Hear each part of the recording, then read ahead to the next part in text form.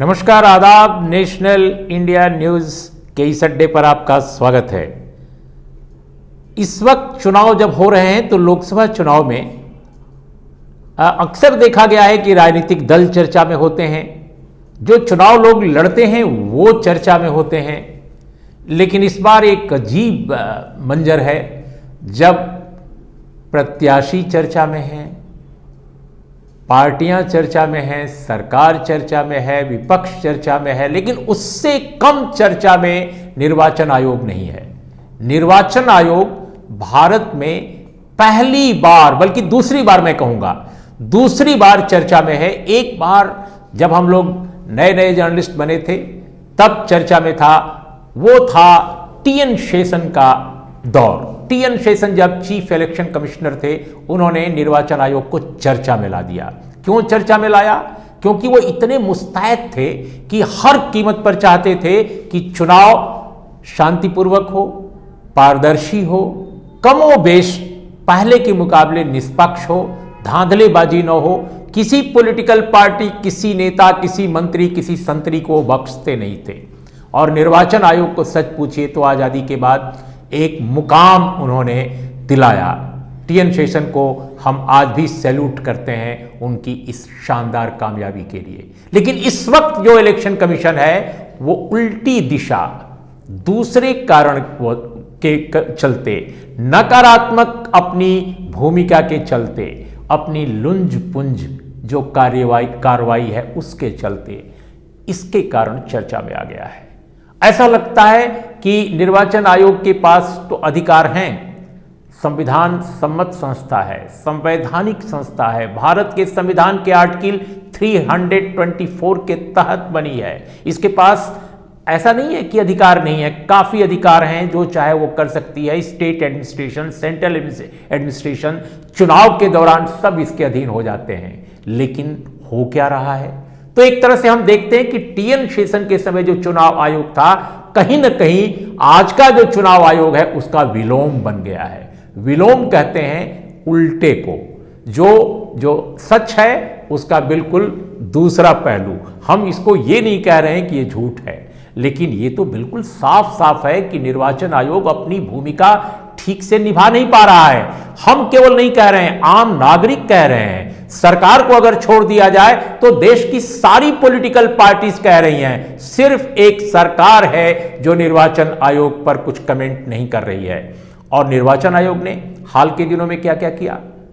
उत्तर प्रदेश, देश का सबसे बड़ा सूबा, 80 सीटें जहां पर हैं, उसके माननीय मुख्यमंत्री आदित्यनाथ जी, उन्होंने कहा एक भाषण में, भारत की महान सेना को उन्होंने बना दिया मोदी की सेना।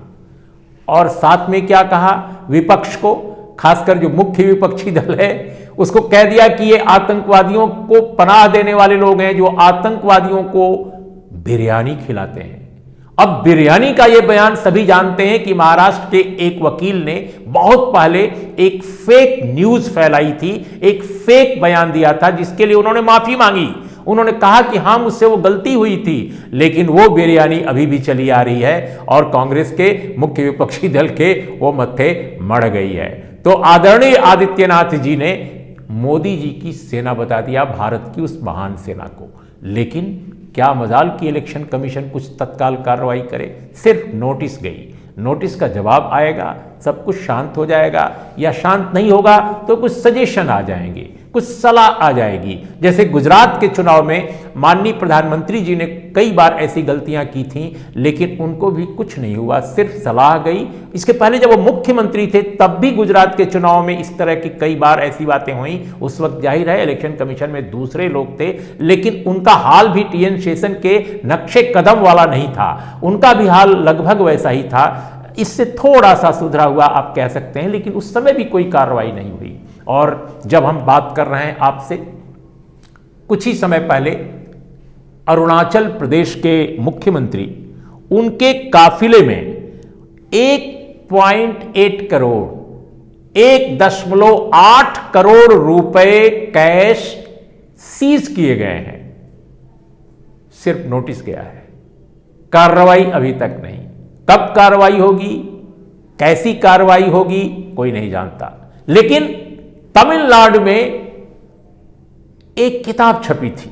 किताब ओरिजिनल अंग्रेजी में थी, उसका तर्जुमा तमिल में किया गया था।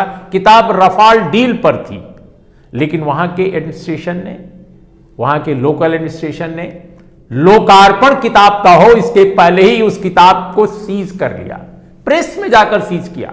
क्या प्रोएक्टिव एडमिनिस्ट्रेशन है। और हम सब जानते हैं कि निर्वाचन आयोग के अधीन होता है एडमिनिस्ट्रेशन जब चुनाव की प्रक्रिया चालू हो जाती है। अब निर्वाचन आयोग ने सफाई दी है कि उनके आदेश पर ऐसा नहीं हुआ, लेकिन अगर उनके आदेश पर नहीं हुआ तो जिन लोगों ने प्रेस में जाकर रफाल की वो बुकलेट सीज की, उन पर कार्रवाई निर्वाचन आयोग ने क्या की है। कमाल की बात है। और तो और इस वक्त जब हम आपसे बात कर रहे हैं, भारत के टीवी चैनलों की सीरीज में एक नया चैनल भी आ चुका है, उसका नाम है नमो टीवी। नमो टीवी का जो लोगो है उस पर हमारे महाप्रतापी प्रधानमंत्री नरेंद्र मोदी जी का फोटो लगा है। फोटो लगा है ठीक वैसे ही जैसे बोर्डिंग कार्ड पे, गिलास पर चाय की, ट्रेनों में, हवाई जहाज के टिकट वगैरह वगैरह, हर जगह आजकल उनका फोटो लगता है। पहले पेट्रोल पंप पर भी था, अभी थोड़ा कम हो गया है या ढक दिया गया है। लेकिन क्या मजाल की इलेक्शन कमीशन उस पर कोई ठोस कार्रवाई करे। अभी सिर्फ नोटिस का सिलसिला चल रहा है। जब पहला चरण का चुनाव 11 अप्रैल को खत्म हो जाएगा, हमें विश्वास है कि तब तक शायद कुछ हो, शायद नमो टीवी पर कुछ हो या ना हो, हम नहीं जानते। क्या दुनिया के किसी भी मुल्क में कोई प्रधानमंत्री या कोई राष्ट्रपति किसी के नाम पर एक चैनल चल रहा है जो देश के सारे प्लेटफॉर्म्स, जितने महत्वपूर्ण प्लेटफॉर्म्स हैं, सब पर अवेलेबल है। 5 बड़े प्लेटफॉर्म्स पर नए चैनल को अपनी जगह बनाने में करोड़ों रुपया खर्च करना पड़ता है। मैं चूंकि टेलीविजन में थोड़ा काम कर चुका हूं इसलिए जानता हूं इस बात को, लेकिन नमो टीवी हर महत्वपूर्ण प्लेटफॉर्म पर उपलब्ध है। लेकिन निर्वाचन आयोग नोटिस पर काम चला रहा है। लेकिन आपको याद होगा, एक बार विपक्ष के नेता ने पिछले चुनाव के दौरान एक इंटरव्यू दे दिया था, और इंटरव्यू की तारीख हमें इस समय ठीक नहीं याद आ रही थी। उन पर नोटिस चला गया, कड़ी कार्रवाई हो गई और उनको बाकायदे एहतियातन उनको कहा गया कि भविष्य में ऐसा कभी ना करें, और भी बहुत सारी चीजें, बहुत सारे विपक्षी नेताओं पर कार्रवाई हुई है। लेकिन हम आपको याद दिला दें, हमारे देश का महान निर्वाचन आयोग हमेशा ऐसा नहीं था। सन 1999 में इसी निर्वाचन आयोग ने, जब एमएस गिल साहब उस समय निर्वाचन आयुक्त थे और जेएम लिंगदो उसमें कमिश्नर थे, इस देश के एक महाप्रतापी, महाबली नेता, जिनके एक इशारे पर बंबई बंद हो जाया करता था, उन दिनों मुंबई नहीं बंबई था, उनका नाम था बाला साहब ठाकरे। उन पर कार्रवाई हुई। क्यों कार्रवाई हुई? क्योंकि उन्होंने सांप्रदायिक विद्वेष से प्रेरित बयान दिए थे चुनाव की एक रैली में, और जो पाले विरले में हो रही थी, पार्ले में, और विले पार्ले की उस रैली में उन्होंने सांप्रदायिक विद्वेष से प्रेरित जो बयान दिया था, उसी के आधार पर उन्हें डिबार कर दिया गया। न केवल चुनाव लड़ने से, बल्कि उनको मतदान के अधिकार से वंचित कर दिया गया। सुप्रीम कोर्ट के आदेश हुआ, फिर माननीय महामहिम राष्ट्रपति, उस समय KR नारायणन साहब थे, उन्होंने भी उसको डिटो किया। तो इस देश में ऐसा हो चुका है। बड़े ओहदेदार तो नहीं थे अगर सरकार में देखा जाए, लेकिन किसी भी सरकार के ओहदेदार से कम नहीं थे। वो मुख्यमंत्रियों का संचालन करते थे, रिमोट कंट्रोल थे बाला साहब ठाकरे, तो उनके खिलाफ भी कार्रवाई हो चुकी है। इसके अलावा भी मैं बता दूं, बिहार में मुख्यमंत्री उस समय के जो थे जनता दल के, उनके खिलाफ, बहुत सारे नेताओं के खिलाफ, बहुत सारे कलेक्टर्स के खिलाफ भी कार्रवाई हो चुकी है। लेकिन इस वक्त चाहे हेमा मालिनी जी हों, जया प्रदा जी हों, इनकी फिल्में भी चल रही हैं, इनके फिल्मों के प्रोमो भी चल रहे हैं। एक और फिल्म आ रही है बायोपिक, नरेंद्र मोदी जी के नाम पर, और नरेंद्र मोदी जी के नाम पर जो बायोपिक आ रही है उसके प्रोमो भी चल रहे हैं, उसका प्रचार भी चल रहा है टेलीविजन चैनलों पर। पिटीशन गया है, लेकिन अभी तक कोई कार्रवाई नहीं। कब कार्रवाई होगी? शायद पहले फेज और दूसरे फेज की कैंपेनिंग जब खत्म हो जाएगी तब होगी, या नहीं होगी, इस बारे में मैं कोई भविष्यवाणी नहीं कर सकता हूं। एक और बात जो बहुत महत्वपूर्ण मुझे लगती है कि उसे किया जाना चाहिए, और वो है हमारे देश के राज्यपालों का। इस वक्त देश में अनेक राज्यों के जो राज्यपाल हैं वो कभी भी कुछ भी बोल सकते हैं। हम पत्रकारों को गैर जिम्मेदार कहने वाले नेता काश अपने गिरेबां में झांकते। एक तथागत राय है, वो जो चाहे वो बोल लेते हैं।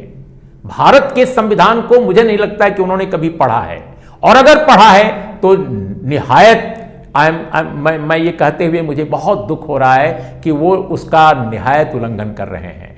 भारत में राज्यपालों का अधिकार बंटा हुआ है, बहुत ही खास ढंग से ईयरमार्क्ड है, सुनिश्चित किया गया है कि एक राज्यपाल को कैसे बिहेव करना चाहिए, उसका आचरण क्या होना चाहिए। वो आरएसएस के एक कार्यकर्ता की तरह बोला करते हैं। एक दूसरे राज्यपाल हैं जो एक बार न्यायपालिका ने उनको कन्विक्ट भी किया था एक दिन के लिए, और वो महाशय जिनका नाम कल्याण सिंह है। कल्याण सिंह जी ने अभी हाल में अपनी ही पुरानी पार्टी के एक उम्मीदवार के पक्ष में बयान दे डाला, संभवतः 23 तारीख को, और उसको डिफेंड भी किया बाद में। उन पर नोटिस गया है लेकिन कोई कार्रवाई नहीं। हम आपको याद दिला दें, 1993 की या 97 की घटना है। एक राज्यपाल थे, संभवतः 93 की घटना है, अगर मैं गलत हूं तो आप करेक्ट कर लीजिएगा। ये एक गुलशेर अहमद हुआ करते थे राज्यपाल, जो हिमाचल में संभवतः थे, और गुलशेर अहमद साहब ने, उनका बेटा सतना निर्वाचन क्षेत्र से चुनाव लड़ रहा था। बताया जाता है कि उन्होंने अपने बेटे के लिए कुछ मदद की थी।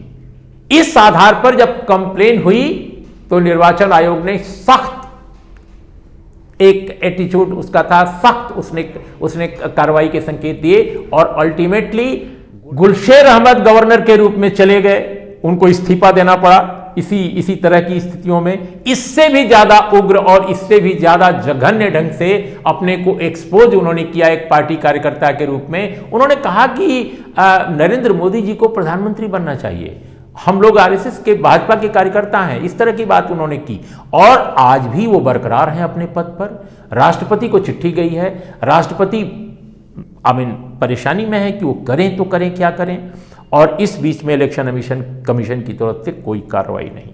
तो ये हाल अपने मुल्क का है, वो अपने पद पर विराजमान है। तो मुझे ऐसा लगता है कि इलेक्शन कमीशन, और इस मुद्दे पर आपको मैं बताऊं कि जो आदित्यनाथ जी ने सेना का बात किया था कि मोदी जी की सेना, उस पर देश के एक एडमिरल, एक navy chief mister L Ramdas, ये बाकायदा आयोग में भी गए, आयोग में उन्होंने पिटीशन दिया।